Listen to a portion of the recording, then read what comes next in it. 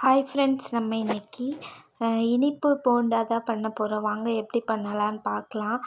நம்ம இன்றைக்கி 3 பொருளை வச்சு பண்ண போகிறோம். அதுக்கு நம்ம 3/4 டம்ளர் ஒயிட் சுகரும் 4 ஏலக்காய் சேர்த்து மிக்ஸி ஜாரில் போட்டு பொடியை அரைச்சிக்கலாங்க. நம்ம இன்றைக்கி எந்த டம்ளரில் எடுக்கிறோமோ அதே டம்ளரில் எல்லா பொருளையும் எடுத்துக்கலாம். அரைச்சிட்டு ஒரு பாத்திரத்தில் கொட்டிடலாம். அது கூட நம்ம 1/2 டம்ளர் மைதா சேர்த்துக்கலாம்.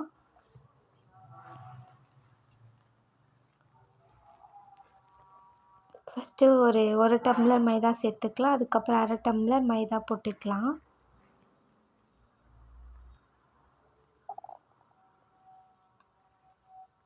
இது கூட நம்ம பிஞ்ச் ஆஃப் சால்ட்டு கொஞ்சமாக சேர்த்துக்கலாங்க. அது கொஞ்சம் டேஸ்ட்டுக்காக சேர்த்துக்குவோம். இதெல்லாம் சேர்த்து நல்லா மிக்ஸ் பண்ணிக்கலாம். தண்ணி கொஞ்சம் கொஞ்சமாக ஊற்றி லைட்டாக சேர்த்து மிக்ஸ் பண்ணிக்கலாங்க. கரெக்டாக 1 டம்ளர் தண்ணி சேர்த்தா கரெக்டாக இருக்கும். எந்த பாத்திரத்தில் அளவு எடுக்கிறோமோ அதே இதில் எல்லாத்தையுமே எடுத்துக்கலாம்.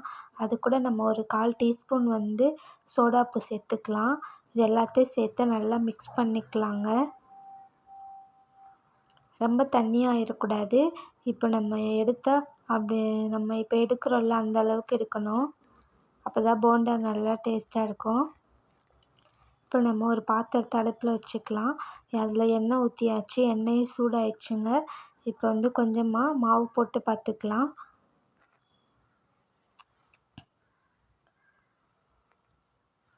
இப்போ மாவு போட்டோடனே மேலே வந்துச்சுன்னா எண்ணெய் ரெடி ஆயிடுச்சுன்னு அர்த்தம். இப்போ நம்ம கொஞ்சம் கொஞ்சமாக மாவு எடுத்து போட்டுடலாம். அடுப்பை கொஞ்சம் சிம்மில் மீடியமாக வச்சுக்கோங்க. அப்போ தான் நல்லா வேகும் உள்ளக்கெல்லாம். இப்போ நம்ம கொஞ்சம் கொஞ்சமாக ஒன்று ஒன்றா எடுத்து போட்டுடலாங்க.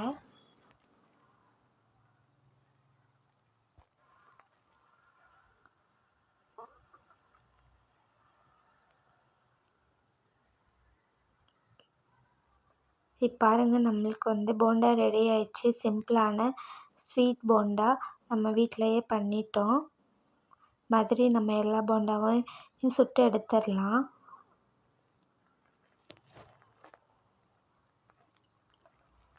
இது மாதிரி நீங்களும் 3 பொருள் வச்சு ஈஸியாக வீட்டில் செஞ்சு பாருங்கள்.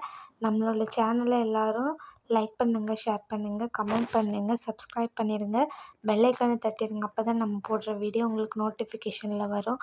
ஓகே, நம்ம நெக்ஸ்ட் வீடியோவில் பார்க்கலாம்.